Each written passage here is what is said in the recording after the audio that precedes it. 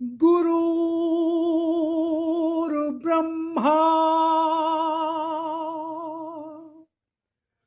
गुरुर्विष्णु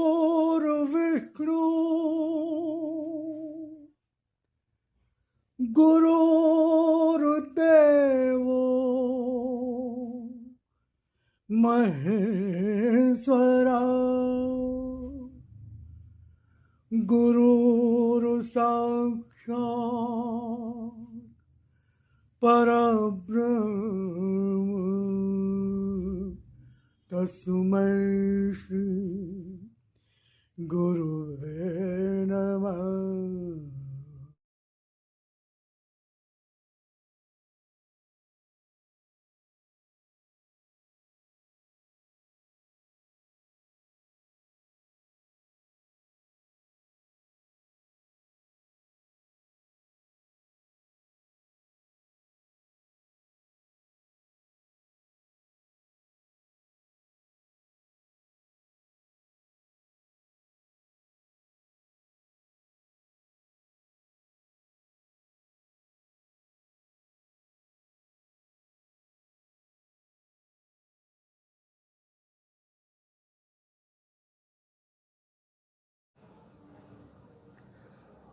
ओम शिवाय नमस्कार। आपका स्वागत है। आशा करता हूँ ईश्वर कृपा से आप सब परिवार आनंद से होंगे। तो आज हम भक्त और भगवान आदेश है ईश्वर का भाग 2 और अध्याय 12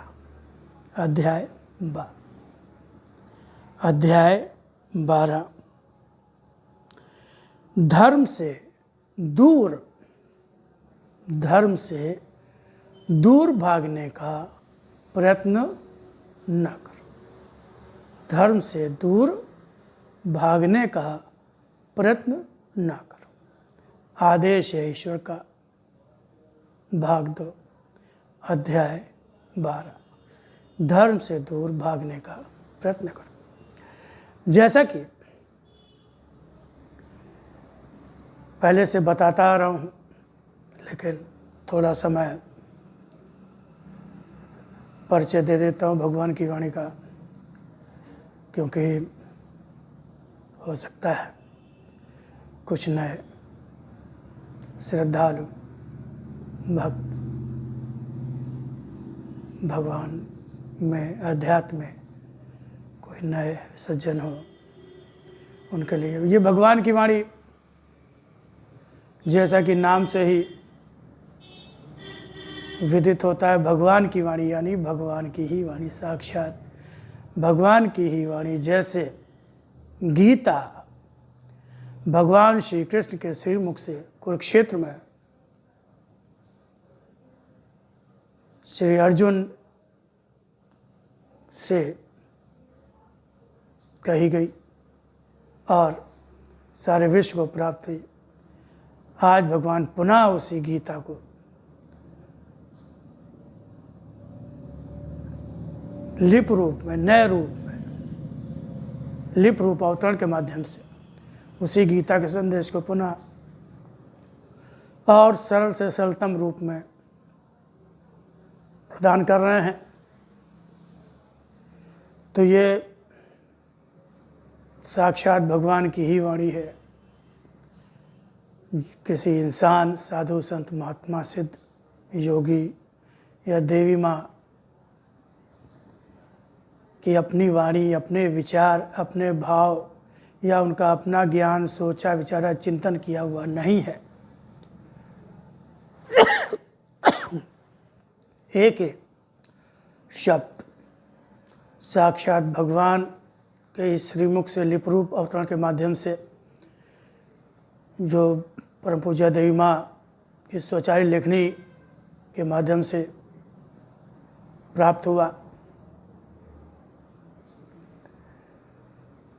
इसको भगवान ने अपना लिपरूप अवतरण कहा, जो आप स्क्रीन पे आएगा तो आप देखेंगे।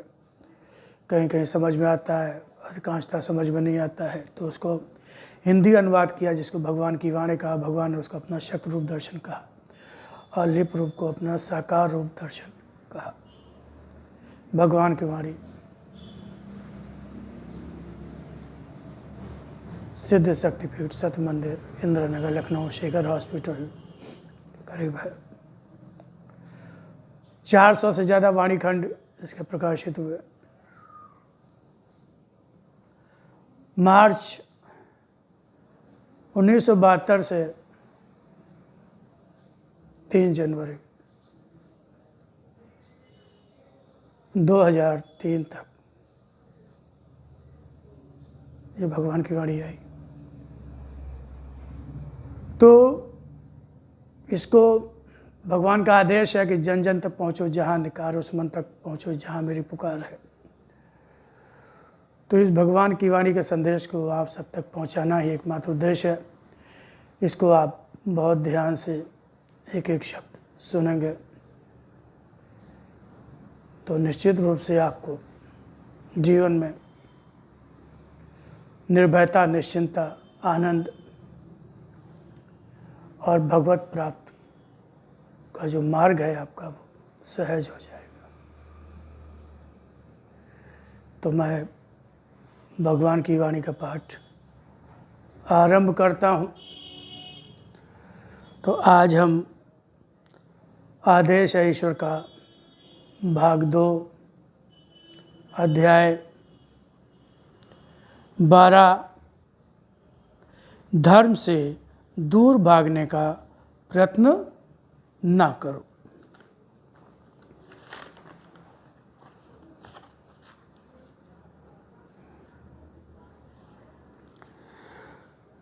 अध्याय 12 धर्म से दूर भागने का प्रयत्न न करो। 12 जनवरी 1996। जीवन स्वयं एक कर्तव्य है मनुष्य का। मेरे प्रति यह जीवन, जिसे मनुष्य मात्र भोग विलासों के लिए जीवकर ही पूर्ण मानता है, और जब अपने दैहिक कर्तव्य जो परिवार के प्रति होते हैं उन्हें पूरा करते हुए संतोष की सांस लेता है कि उसने तो अब सारे कर्तव्य पूरे कर लिए, या भूल जाता है कि यथार्थ कर्तव्य तो उसका धर्म के प्रति है, जिसे वह पूरा बिना किए भी संतुष्ट रहता है। जीवन स्वयं एक कर्तव्य है मनुष्य का। मेरे प्रति यह जीवन, जिसे मनुष्य मात्र भोग विलासों के लिए जीकर ही पूर्ण मानता है, और जब अपने दैहिक कर्तव्य जो परिवार के प्रति होते हैं उन्हें पूरा करते हुए संतोष की सांस लेता है कि उसने तो अब सारे कर्तव्य पूरे कर लिए, यह भूल जाता है कि यथार्थ कर्तव्य तो उसका धर्म के प्रति है, जिसे वह पूरा बिना किए भी संतुष्ट रहता है। यही तो होती है ज्ञानता, जिसे वह समझता भी नहीं। ज्ञान और ज्ञान के बीच का अंतर बहुत बड़ा भी है और बहुत छोटा भी। जो पूरा जीवन जीने के बाद भी कभी नहीं समझ पाता, ना ही कर्म के प्रति अपना कर्तव्य पूरा कर पाता, वही अज्ञानी होता है। तब वह लंबा जिया हुआ जीवन वास्तव में बड़ी दूरी तय करते हुए भी जीने की दिशा से बहुत दूर रह जाता है। जो जिस समय भी धर्म के विषय में कुछ भी ऐसा ज्ञान पा सके कि ज्ञान मात्र उसके शब्दों में बंधा रहकर किसी उपदेश के रूप में या विद्वता के प्रदर्शन के रूप में किसी पुस्तक तक ही सीमित न रहकर कर्म का रूप ले चुका होगा, कर्म का रूप ले चुका होगा, तभी वह ज्ञानी कहा जा सकता है।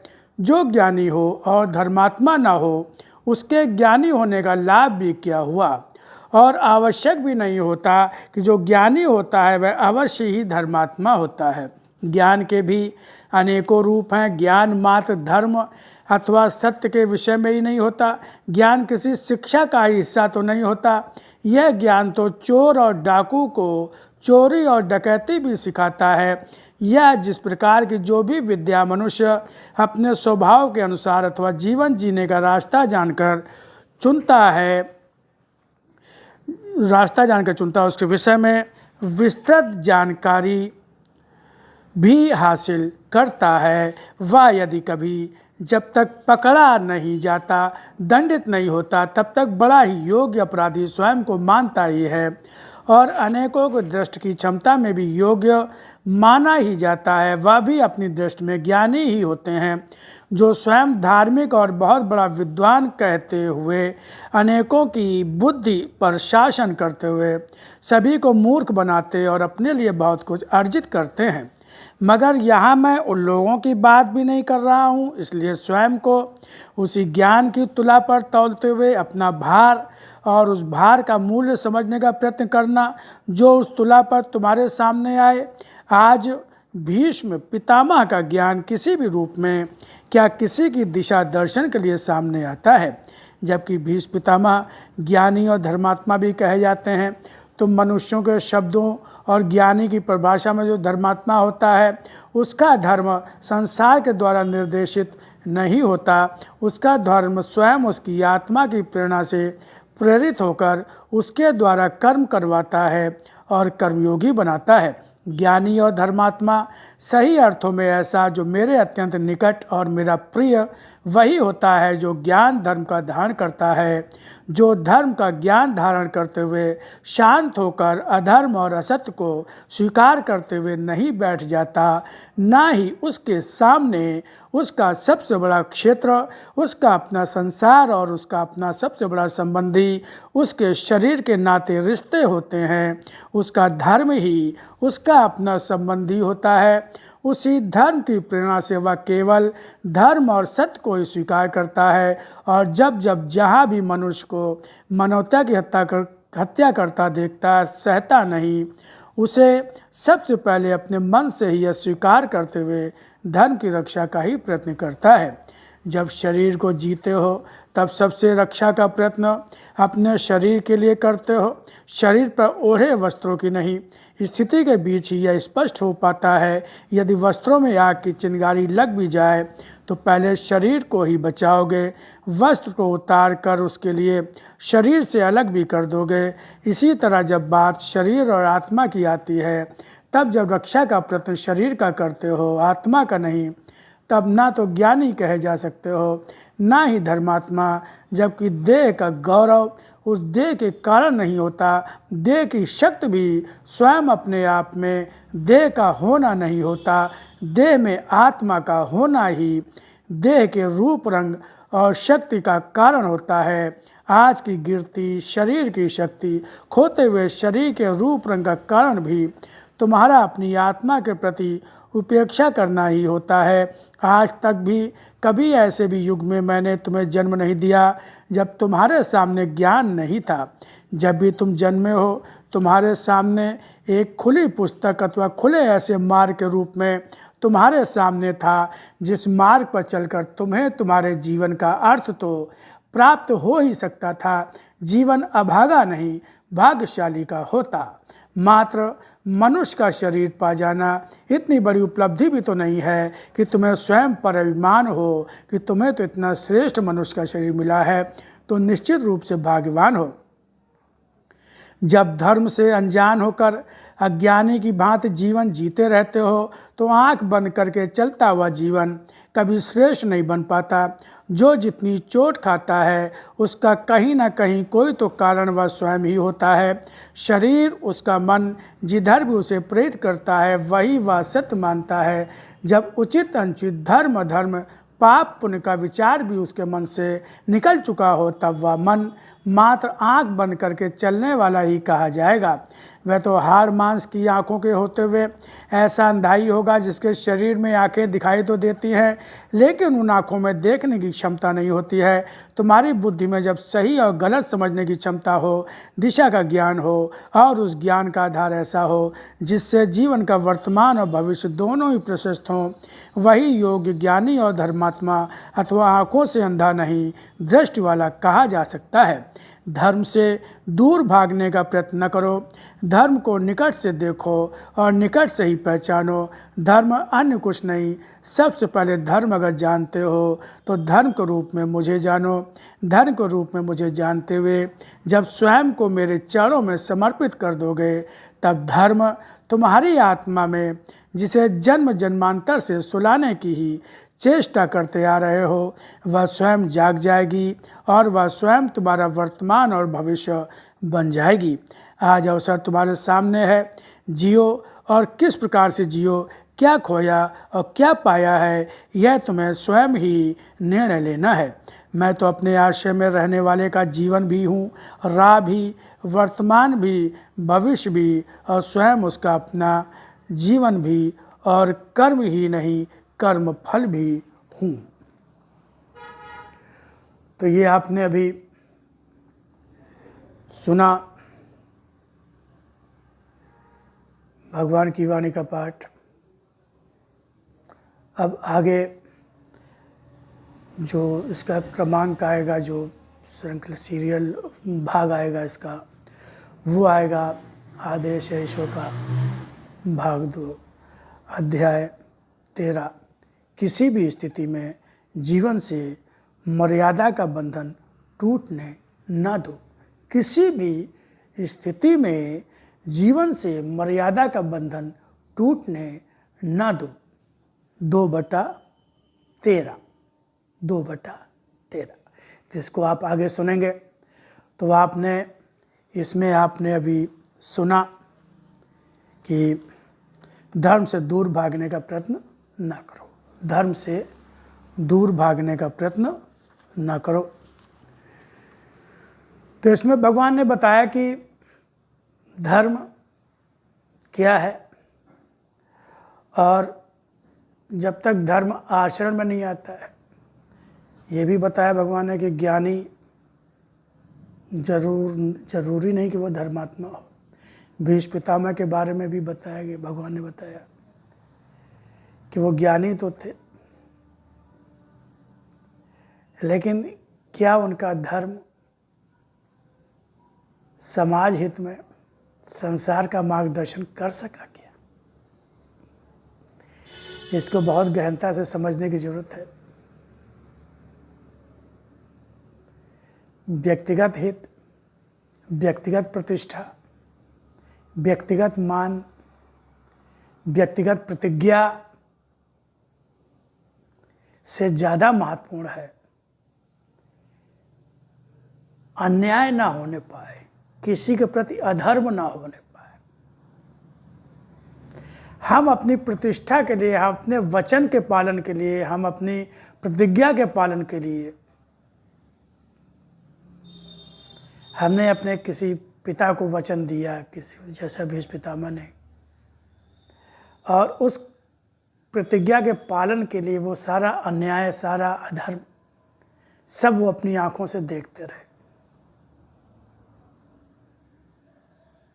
अधर्म अन्याय को होने दिया कि उनकी प्रतिज्ञा न टूटे। तो भगवान ने यही शिक्षा दी है कि व्यक्तिगत प्रतिज्ञा से बढ़कर है सत्य और धर्म की रक्षा। जो वास्तविक धर्म, मानवता है, जो इंसानियत है, उसकी रक्षा, अधर्म का नाश, धर्म की रक्षा। तो इस पर चिंतन मनन करेंगे, ध्यान देंगे और अगले अध्याय की भाग की प्रतीक्षा करेंगे। शीघ्र ही आपको अगला भाग प्राप्त होगा। ओम शिव हरि, ओम शिव।